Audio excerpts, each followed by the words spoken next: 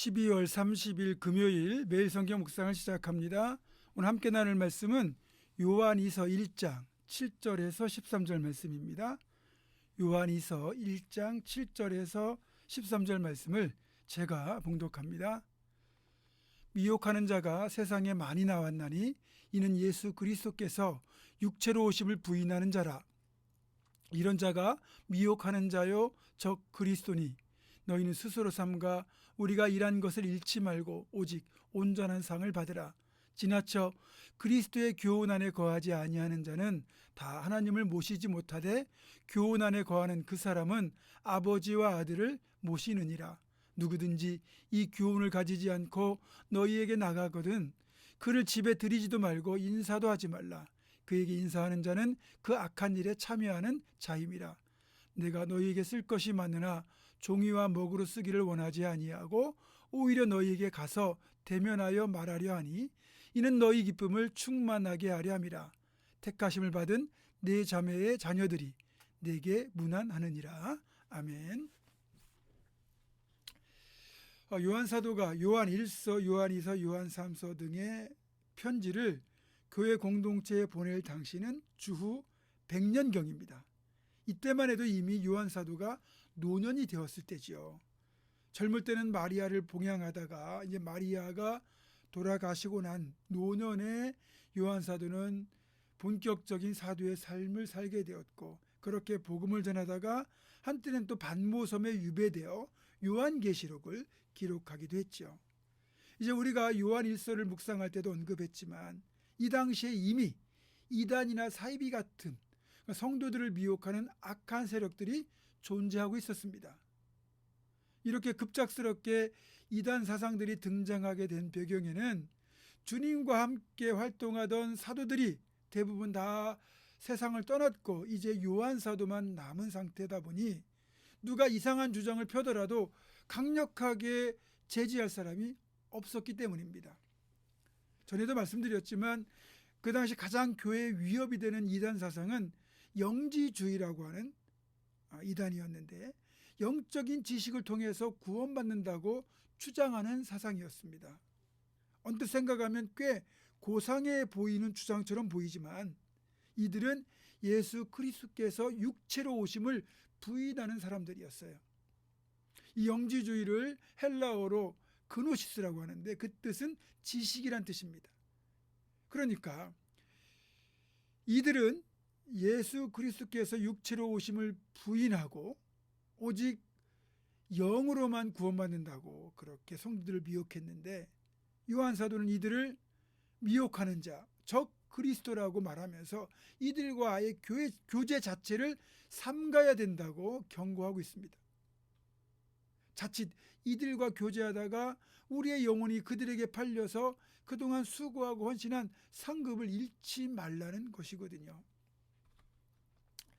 이단이나 사이비에 빠지는 사람들을 보면 좋게 말해서 말씀에 대한 간절함이 있는 경우가 많아요. 그런데 그런 말씀에 대한 갈급함을 가지고 대하다 보니까 이상하게 풀어내는데도 쉽게 빠져버려요.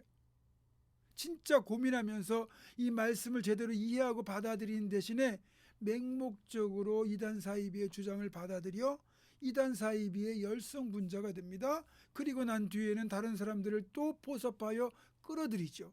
이것이 전형적인 수법입니다. 믿지 않는 사람들을 전도해서 그들로 하여금 예수를 믿고 구원받게 하는 것이 우리에게 주신 사명인데 이들은 믿는 자들을 미혹해서 함께 멸망의 길로 끌고 갑니다.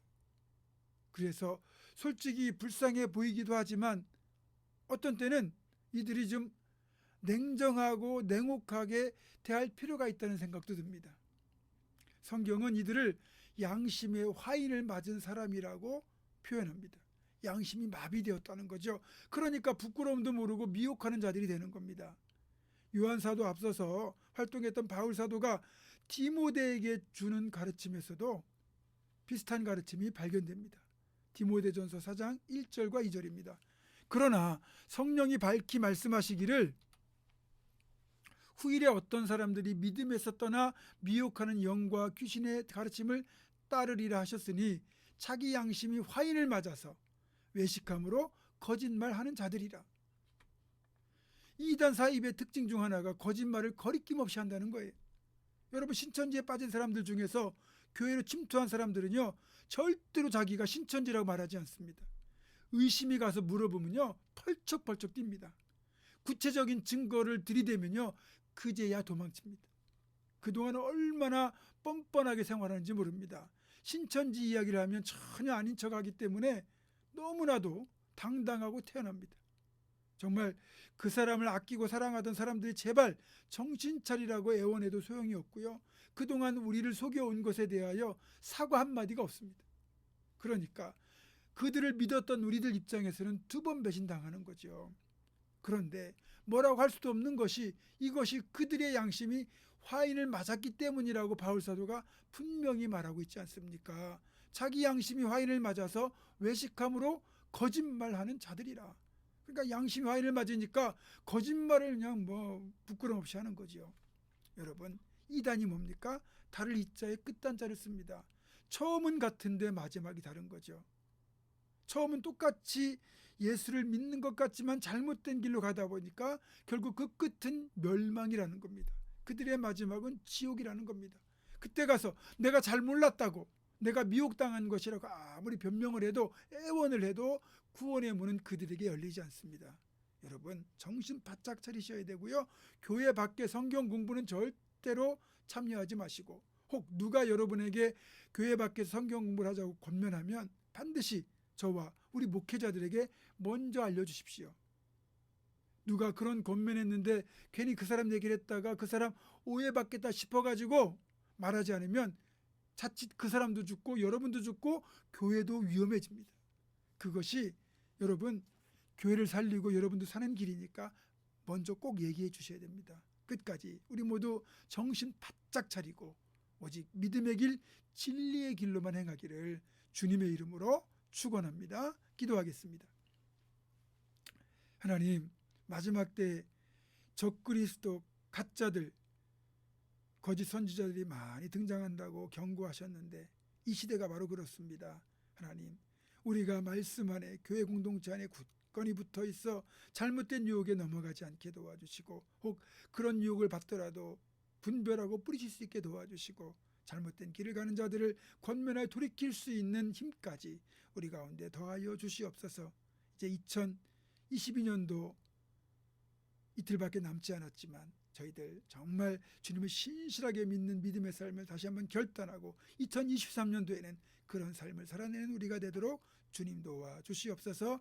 예수님의 이름으로 기도하옵고, 이제는 우리 주 예수 그리스도의 은혜와 하나님의 사랑과 성령의 교통하심이 어떤 유혹에도 넘어가지 않고 진리를 분별하여 오직 예수 그리스도만 신실하게 섬기기로 결단하는 사랑 모든 성도들, 이들의 삶과 가정과 생업과 앞날과 우리 교회 위에 지금부터 영원토록 함께 하시옵기를 간절히 축원하옵나이다. 아멘.